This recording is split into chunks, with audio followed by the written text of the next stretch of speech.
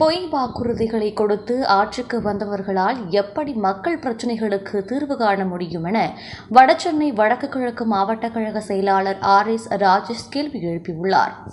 வருகிற 2026ஆம் ஆண்டு சட்டமன்ற தேர்தலை முன்னிட்டு RK நகர் தெற்கு பகுதி 42வது மத்திய வட்டத்தின் சார்பில் தண்டையார்பேட்டை பெருமாள் கோவில் தோட்டம், KJ கார்டன், திருநாவுக்கரசு தோட்டம், மேயர் பாசுதேவ் தெரு, வீராக்குட்டி தெரு ஆகிய பகுதிகளில் உள்ள பாக பொறுப்பாளர்களுக்கான அலுவல் ஆலோசனை கூட்டம் வடசென்னை வடக்கு கிழக்கு மாவட்ட கழக செயலாளர் RS ராஜேஷ் தலைமையில் நடைபெற்றது. கூட்டத்திற்கு பகுதி செயலாளர் N. சீனிவாச பாலாஜி, பகுதி துணை செயலாளர் லயன் E.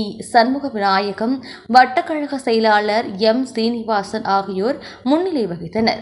இதில் வடசென்னை வடக்கு கிழக்கு மாவட்ட கழக செயலாளர் RS ராஜேஷ் ஆலோசனை வழங்கி பேசிய போது, கட்சிக்கு விசுவாசமாக முன்னின்று தேர்தல் பணிகளை மேற்கொண்டு செயலர், செயல்படுத்தல், செயலாளர் என 3 வகையான பிரித்து பாக பொறுப்பாளர்களுக்கான செயல்பட வேண்டும்.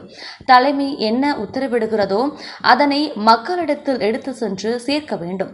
மாணவர்கள் அன்றைய காலகட்டத்தில் வெளி மாநிலங்களில் சென்று மாணவர்கள் படித்தனர். அந்த நிலையை மாற்றி புரட்சி தலைவர் பல இன்ஜினியரிங், பொறியியல் மற்றும் மருத்துவக் கல்லூரிகளை தமிழகத்தில் உருவாக்கினார். மத்திய அரசு நீட் கல்வி கொள்கை திட்டத்தை உருவாக்கியது. 2019ஆம் ஆண்டு அப்போதைய முதலமைச்சர் எடப்பாடியார் நீட் தேர்வில் அரசு பள்ளியில் படிக்கும் மாணவ மாணவிகளுக்கு உள்இட ஒதுக்கீட்டிற்கான 7.50% போராடி பெற்று தந்தார். அதன் விளைவாக இன்று 2000 ஏழை மாணவ மாணவிகள் மருத்துவர்களாக உருவாகியுள்ளனர். இதுதான் திமுகவிற்கும் அதிமுகவிற்கும் உள்ள வேறுபாடு. ஆட்சியாளர்கள் பாகுபாடின்றி மக்கள் பிரச்சினைகளை தீர்க்க வேண்டும். விடியா திமுக ஆட்சிக்கு அப்படி ஒரு எண்ணம் கிடையாது.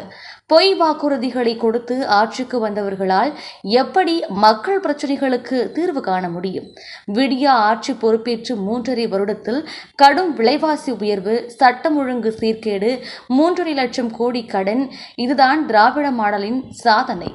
மக்களும் தவறானவர்களுக்கு வாக்களித்து ஆட்சி பொறுப்பை கொடுத்த காரணத்தினால் இந்த விளைவு ஏற்பட்டுள்ளது.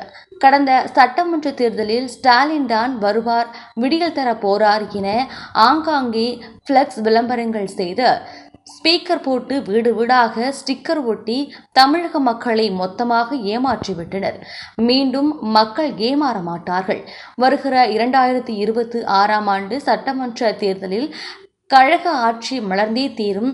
3வது முறையாக தமிழகத்தில் எடப்பாடியார் தலைமையில் ஆட்சி அமைவது உறுதி. அதற்கேற்ப பாக பொறுப்பாளர்கள் தங்களது பொறுப்புகளை உணர்ந்து தேர்தல் பணிகளை மேற்கொள்வோம். திமுகவின் பொய் பிரச்சாரத்தை முறியடிக்க வட்ட வாரியாக திண்ணை பிரச்சாரம் செய்து கழகத்தின் சாதனை திட்டங்களையும் மக்களிடம் கொண்டு செல்லும் என இவ்வாறு தெரிவித்தார்.